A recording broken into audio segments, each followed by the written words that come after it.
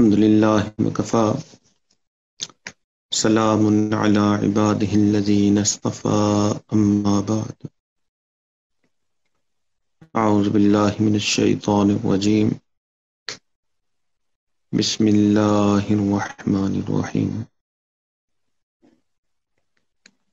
کل کی دو باتوں میں ہم نے مشائخ کے آداب بیان کیے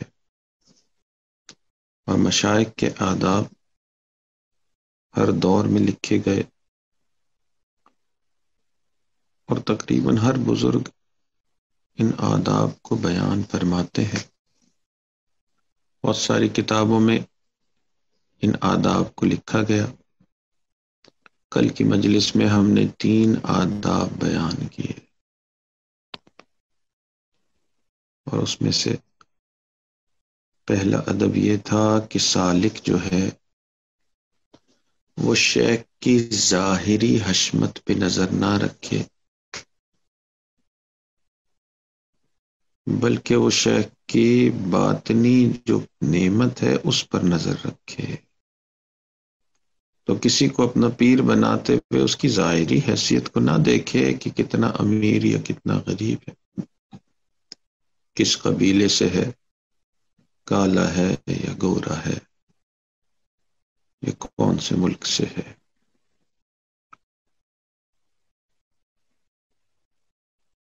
دوسری چیز یہ بیان کی گئی کہ مشائخ نے آداب جو لکھے ہیں اس میں ایک بڑا ادب یہ ہے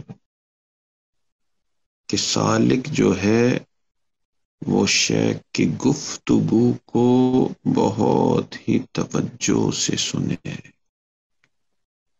چاہے وہ گفتگو بار بار ہی کیوں نہ سنی ہو، اور چاہے وہ گفتگو جو ہے اس سے ظاہراً کوئی فائدہ نہ ہو۔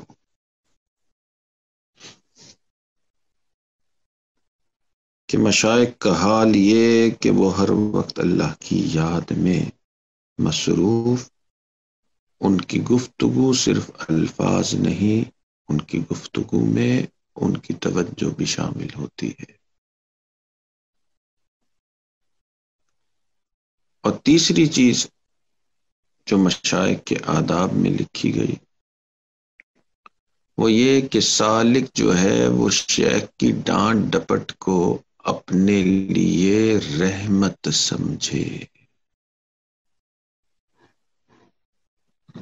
اور رحمت 2 وجہ سے، ایک تو یہ کہ ڈانٹ ڈپٹ کسی نہ کسی اصلاح طلب بات پہ، تو ڈانٹ ڈپٹ سے جو غلطی انسان کرتا ہے اس کے صحیح ہونے کا بھی یہ موقع ہوتا ہے۔ اور دوسرا یہ کہ ڈانٹ ڈپٹ سے انسان کے اندر صبر پیدا ہوتا ہے، وسعت قلبی پیدا ہوتی ہے۔ اور جو مشائخ نے مقامات 10 لکھے، یعنی جو سالک کے لیے 10 مقامات ہوتے ہیں، اس پہ سب سے جو آخر میں اور سب سے اونچا مقام جو اس کو حاصل ہوتا ہے وہ صبر ہے۔ اسی لیے مشائخ کے یہاں ڈانٹنے کا باقاعدہ معمول۔ حضرت اقدس تھانوی رحمۃ اللہ علیہ کی خانقاہ پہ جہاں ذکر و اذکار کے گھنٹے اور تلاوت کا گھنٹہ اور حضرت کی نصیحت سننے کا گھنٹہ، وہاں ڈانٹ کا بھی گھنٹہ ہوتا تھا۔ اسی لیے مشائخ کے آداب میں لکھا ہے کہ اگر شیخ اپنے مرید کو بے جا بھی ڈانٹے تو مرید اپنے دل کو تنگ نہ کرے، بلکہ اس ڈانٹ کو اپنے لیے رحمت سمجھے۔ آج کی اس مجلس میں ایک اہم موضوع، ایک اہم ادب بیان کرنے کا ارادہ، اور وہ یہ کہ سالک اپنے شیخ سے کرامت طلب نہ کرے، کہ یہ کرامت کا طلب کرنا اس کی ارادت میں شک ظاہر کرتا ہے۔ تو سالک سے شیخ سے کرامت طلب کرنا بھی بے ادبی ہے۔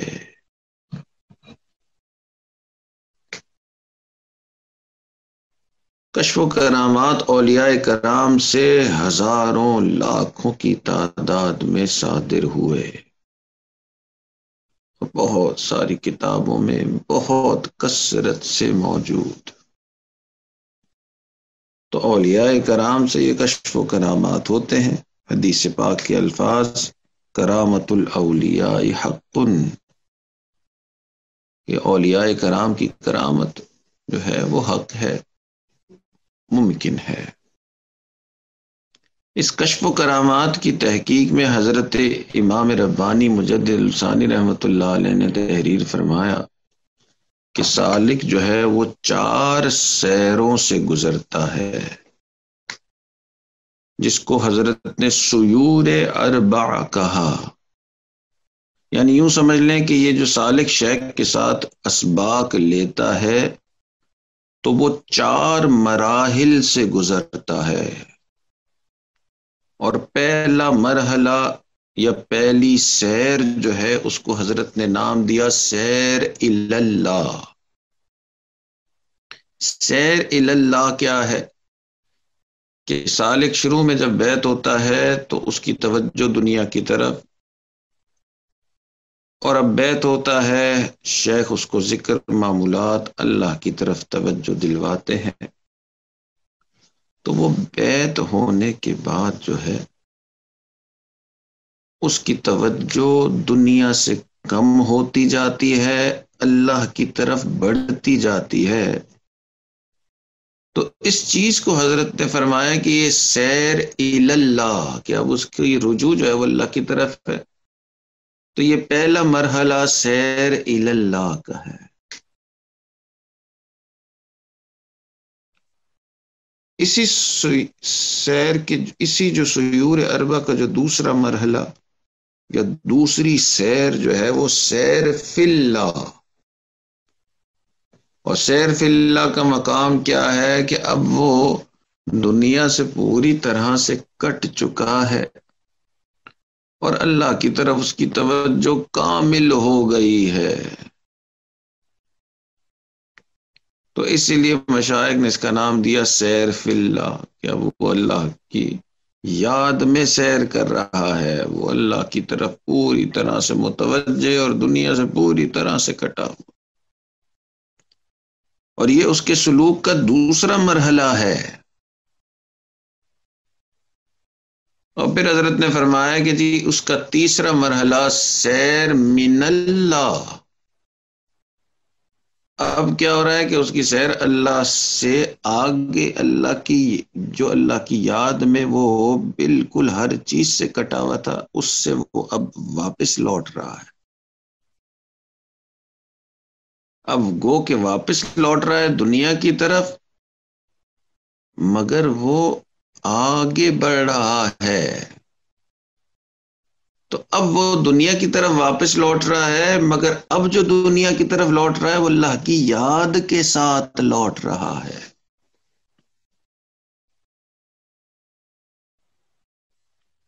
اور آخری جو سیر اور آخری مرحلہ، اور جس کو حضرت نے سب سے اونچا درجہ کہا، وہ ہے سیر فی الاشیاء، کہ وہ کامل طریقے سے دنیا کے اندر اب آ گیا، یعنی جیسے عام لوگ ہیں ویسے ہی یہی ہے۔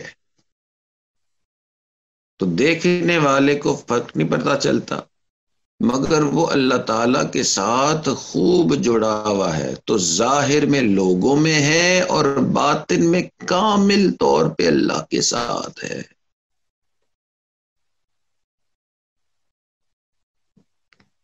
اور یہی اعتراض جو ہے یہ کافر بھی کرتے تھے کہ یہ کیسے ہیں نبی یاکلون الطعام ویمشی فی الاسواق، کہ یہ تو ہماری طرح کھانا پینا کھاتے ہیں اور بازاروں میں چلتے پھرتے ہیں، تو ظاہر میں لوگوں کی طرح مگر باطن اللہ سے جڑا ہوا۔ تو یہ 4 سیور، 4 مرحلے ہیں، اور امام ربانی حضرت مجد الثانی رحمۃ اللہ علیہ فرماتے ہیں کہ سالک کئی مرتبہ یہ جو سیر فی اللہ ہے نا، جہاں دنیا سے کٹ جاتا ہے اور اللہ سے جڑ جاتا ہے، اسی مقام میں رہ جاتا ہے، واپس نہیں آتا، یعنی اس مرحلے سے آگے بڑھتا ہی نہیں ہے۔ تو کچھ سالک وہیں پہ ٹھہر جاتے ہیں، کچھ سالک جو ہے وہ واپس لوٹتے ہیں تو بیچ میں کہیں ٹھہر جاتے ہیں، اور کچھ کاملین ہوتے ہیں جن کو یہ سیر فی الاشیاء نصیب ہوتی ہے۔ اب یہ جو سیر فی الاشیاء پورا سلوک طے کر کے اینڈ پہ پہنچا ہوا ہے، ظاہر میں وہ بالکل ویسا ہی لگتا ہے جو سلوک کی ابتدا والا بندہ ہوتا ہے، مگر دونوں کے باطن میں زمین آسمان کا فرق ہوتا ہے۔ اور کچھ سالک جو ہیں وہ دوسرے مرحلے تک رہتے ہیں، اس سے آگے نہیں بڑھتے۔ اور وہ جو دوسرے مرحلے جو سیر فی اللہ میں ہیں، دنیا سے پوری طرح سے کٹے ہوئے ہیں، اس موقع پہ عام طور پہ کشف و کرامات زیادہ ہوتی ہیں کہ توجہ دنیا کی طرف سے بالکل ختم ہے اور صرف اللہ کی طرف سے ہے۔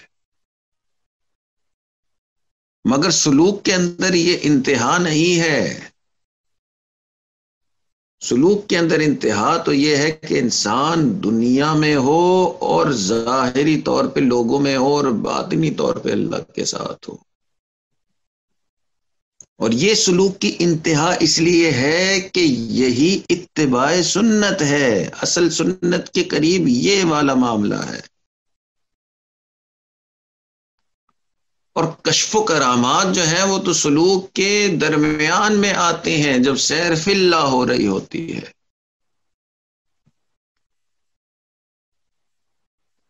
تو اسی لیے مشائخ نے فرمایا جو کاملین ہوں گے ان سے کشف و کرامات تھوڑی ہوں گی، اور جو ابھی راستے کے راہی ہیں ان سے کشف و کرامات زیادہ ہوں گی۔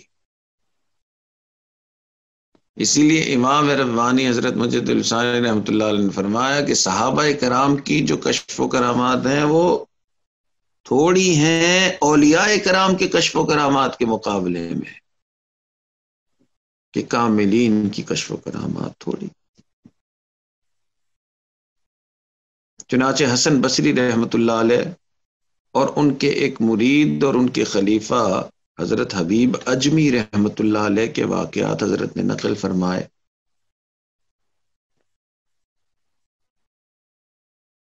کہ حضرت حسن بصری رحمۃ اللہ علیہ نہر کے قریب، دریا کے قریب کھڑے ہوئے تھے اور دریا عبور کرنا چاہ رہے تھے اور انتظار کر رہے تھے کہ کشتی والا آئے اور ان کو دریا کی دوسری طرف لے کر جائے۔ اور ان کے مرید حضرت حبیب اجمی رحمۃ اللہ علیہ پیچھے سے آئے اور انہوں نے پوچھا کہ حضرت آپ یہاں کھڑے ہیں؟ تو حضرت نے فرمایا ہاں کشتی کا انتظار کر رہا ہوں اور دریا کی دوسری طرف جانا ہے۔ حبیب اجمی رحمۃ اللہ علیہ نے عرض کی کہ جی حضرت آپ انتظار کر رہے ہیں اور مجھے تو بہت جلدی جانا ہے۔ تو شیخ کے سامنے ہی وہ دریا کے اوپر چلتے چلتے جو ہیں وہ دریا عبور کر گئے۔ اب ظاہراً تو ماشاءاللہ مرید صاحب کی کرامت جو ہے وہ کیا زبردست، اور شیخ جو ہیں وہ دنیاوی اسباب پہ کھڑے ہوئے ہیں کہ جی کشتی آئے گی تو میں کراس کروں گا۔ تو امام ربانی حضرت مجد الثانی رحمۃ اللہ علیہ نے فرمایا کہ یہ جو واقعہ ہے یہ اس بات کی دلیل ہے کہ کاملین جو ہیں ان سے کرامات تھوڑی، اور جو راستے میں ابھی ہیں اور پورا نہیں کیا سلوک مکمل، ان سے کرامات زیادہ ہوتی۔ اسی طرح بادشاہ وقت جو ہیں انہوں نے حضرت حسن بصری رحمۃ اللہ علیہ سے کوئی کام کہا جو دین کے منافی، دین کے خلاف، حضرت نے اس کو کرنے سے انکار کر دیا تو بادشاہ نے اپنے پولیس والوں کو بھیجا کہ جی ان کو گرفتار کر کے لے آؤ۔ حضرت پولیس سے بچ رہے تھے اور کسی جگہ پہ جا کے کمرے میں اندر جانا چاہتے تھے، باہر یہ حضرت کے مرید حبیب اجمی کھڑے ہوئے تھے۔ تو حضرت نے بتایا ان کو کہ دیکھو پولیس میرے پیچھے پڑی ہے، میں اندر کمرے میں چھپ رہا ہوں، نہ بتانا ان کو۔ اور حضرت اندر کمرے میں چھپ گئے۔ پولیس آئی اور حبیب اجمی رحمت اللہ علیہ سے پوچھتی ہے کہ جی حسن بصری کہاں ہیں؟ آپ نے ان کو دیکھا ہے؟ حسن بصری رحمت اللہ علیہ کو حبیب اجمی رحمت اللہ علیہ نے کہا ہاں یہ اندر کمرے میں گئے ہیں۔ اندر حضرت نے جب یہ بات سنی تو حضرت تو حیران ہو گئے کہ میں نے ان سے کہا کہ پولیس مجھے ڈھونڈ رہی ہے، تم نے نہیں بتانا، میں کمرے میں چھپ رہا ہوں، اور اس نے پولیس والوں کو کمرے میں بھیج دیا۔